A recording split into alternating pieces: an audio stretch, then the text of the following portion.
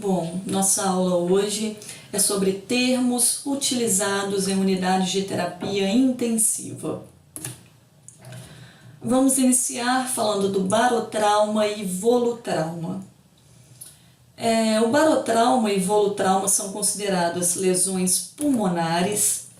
Eles podem ser induzidos, podem ser provocados pelo uso da ventilação mecânica. Então, quando nós temos a utilização de altos volumes pulmonares, nós podemos provocar um volutrauma. E quando nós utilizamos altas pressões, nós podemos provocar um barotrauma. Por isso, a importância de se monitorar os parâmetros ventilatórios durante a ventilação mecânica. Na aula anterior, não sei se vocês perceberam, mas eu limitei lá no simulador de ventilação mecânica a pressão a 35 centímetros de água. Dessa forma, quando o aparelho atingia uma pressão muito elevada, ele apitava, ele soava o alarme para me avisar que aquela pressão estava muito elevada e que existia um risco de ocorrer um barotrauma. E por que isso acontece? Porque o nosso pulmão e a nossa caixa torácica, eles possuem um certo limite de expansibilidade e de compressibilidade. E quando ultrapassa esses limites, nós podemos provocar uma lesão pulmonar. E o paciente que sofre um barotrauma, normalmente ele sente dores na região torácica e apresenta dificuldade na respiração. Aqui nós temos uma imagem representando uma hiperdistensão pulmonar. Essa hiperdistensão pode levar a uma lesão, uma ruptura ali na parede do pulmão e com isso acontecer um extravasamento de ar para o espaço pleural, que nós chamamos de pneumotórax. O pneumotórax, então, ele é considerado uma das principais complicações do barotrauma. Nós vamos falar melhor sobre ele nos próximos slides. E saindo um pouquinho desse universo da ventilação mecânica, eu trouxe um vídeo que representa aqui os mergulhadores. O barotrauma ele também é muito comum durante o mergulho, principalmente na fase final do mergulho, quando a pessoa está retornando para a superfície. Então, se ela volta muito rápido para a superfície, como está representado aqui nos balões, nós temos um aumento da pressão intratorácica e isso pode provocar um barotrauma. Aí, quando ela chega na superfície, ela pode apresentar um sangramento em nariz, ou então um sangramento pela boca. É importante frisar também que o barotrauma não acontece só nos pulmões. Ele pode acontecer no ouvido e pode acontecer nos seios da face. O nosso próximo assunto, que é o pneumotórax, que foi comentado anteriormente, é o acúmulo de ar ou gás na cavidade pleural. Nós temos aqui, como vocês podem perceber na imagem, duas membranas que revestem os pulmões, que são chamadas de pleuras. A membrana visceral, que é a pleura visceral, está em contato direto com o pulmão. Já a pleura parietal está em contato direto com a caixa torácica. Entre essas duas membranas existe um espaço chamado de espaço pleural ou cavidade pleural. Então, quando nós temos uma lesão pulmonar, onde há um extravasamento desse ar para essa cavidade pleural, isso recebe o nome de pneumotórax. Eu trouxe aqui um vídeo onde vocês poderão visualizar melhor, o pneumotórax, visualizar o funcionamento do pulmão, a entrada do ar e a saída do ar através das vias aéreas. Aqui na imagem nós temos o pulmão direito, o pulmão esquerdo e a traqueia representados.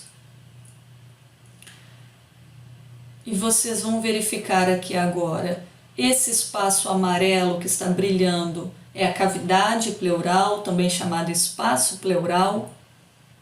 E quando ocorre uma lesão ali, pode acontecer um extravasamento de ar para essa região do espaço pleural, de cavidade pleural, e com isso provocar uma compressão ali no pulmão, levando a uma dificuldade de respirar, dores na região torácica, entre outros.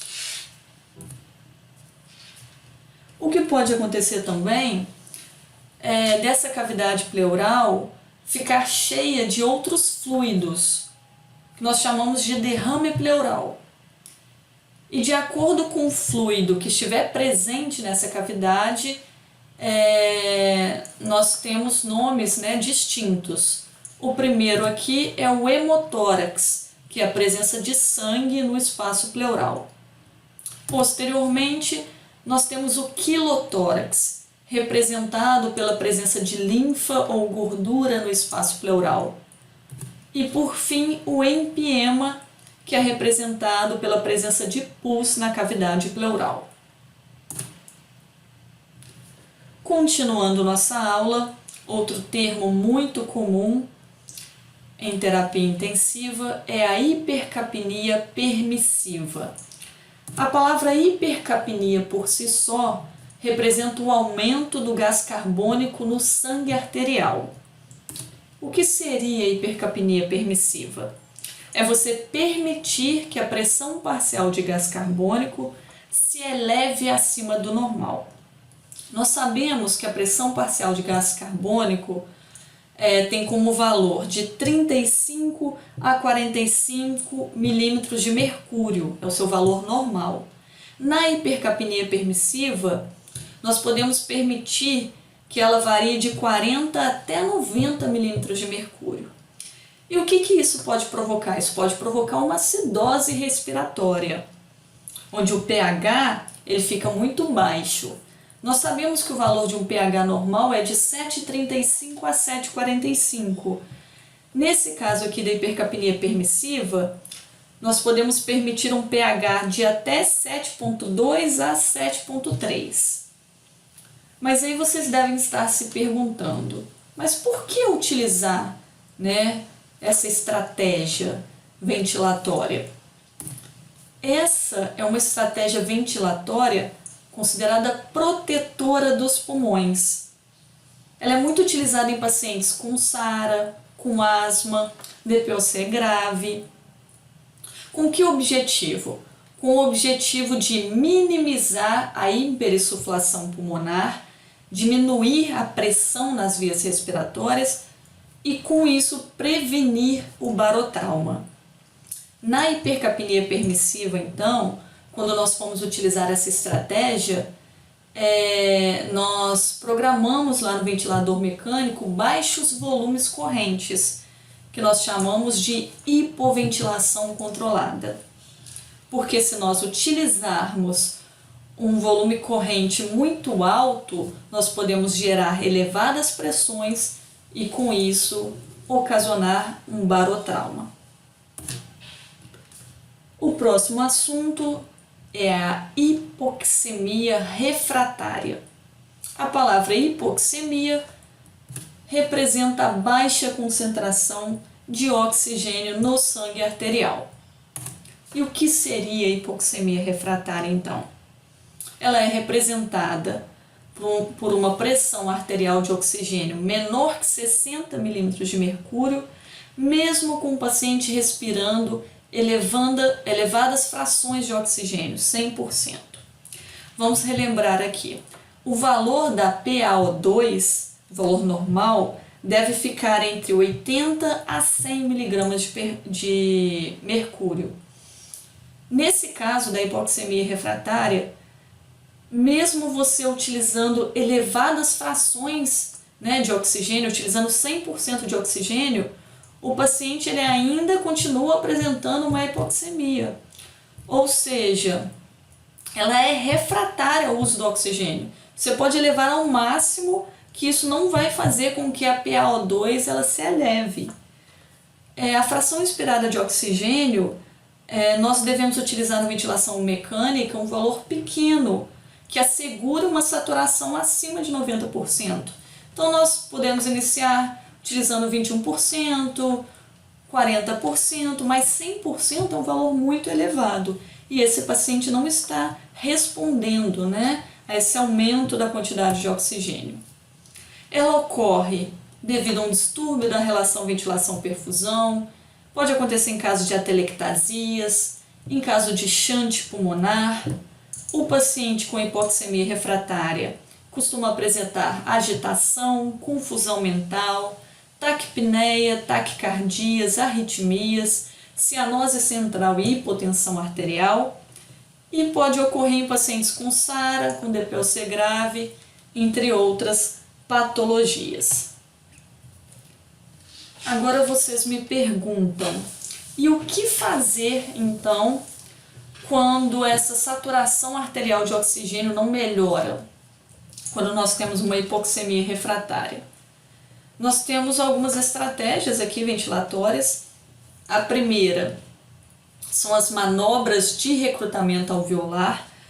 O que seria isso? É você utilizar uma pressão positiva, uma PIP muito elevada, para promover um recrutamento, uma abertura dos alvéolos que estão colapsados.